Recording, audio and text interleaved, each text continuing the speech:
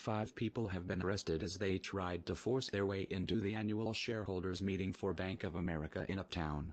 Hundreds of people gathered on the streets Wednesday morning as dozens of Charlotte-Mecklenburg police officers worked to contain the protest. Johnny Rosa of Massachusetts was one of those arrested. Rosa said before he was taken into custody that his home had been foreclosed and he wanted to tell shareholders the foreclosure was wrong because he wanted to make payments. Shortly before 9 a.m., protesters began converging on the bank's headquarters, and traffic was blocked at the intersection of 5th and College. Charlotte-Mecklenburg police, who have made no arrests to this point, were rerouting traffic around the intersection. "It will be a very congested day," said Bridget Flaherty, executive director of the activist group Pushback Network, on a conference call Tuesday afternoon laying out their plans. News Channel 36's Greg Argos said protesters have been marching and chanting, "Whose city? Our city. Whose street? Our street," at the intersection all morning. Several protesters have also sat in the middle of 5th Street blocking movement through the area, according to Argos.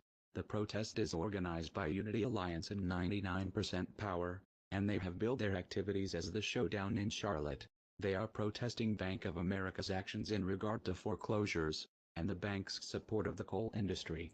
Inside one Bank of America center on North College Street, shareholders will elect the bank's directors and take on a number of proposals, ranging from more disclosure of political activity to a non-binding vote on the bank's executive compensation.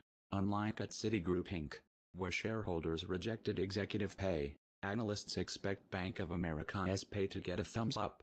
2 major shareholder advisory firms have voiced their support for Bank of America's pay packages this year. CEO Brian Moynihan's pay fell from $10 million in 2010 to $7 million awarded for last year. Outside, protesters will for the second time test the City of Charlotte's new Extraordinary Events Ordinance that gives police expanded powers to detain and search people in the vicinity of a major gathering. Its first use, at last week's Duke Energy shareholders meeting, was relatively uneventful. Though the police presence was heavy, it did not appear as if any of the several dozen protesters around the utility's headquarters were searched or arrested. 7 people were arrested after blocking a train from entering a Duke Energy plant in Catawba County. The bank has said little directly about the planned protests. In the past, the bank has said it finances coal projects because coal remains the largest source of energy in the U.S., and said it spends money on lobbying to help build thoughtful, sound policy. Bank of America also points out that it has modified more than 1 million mortgages and has nearly 50,000 employees dedicated to helping people avoid foreclosure.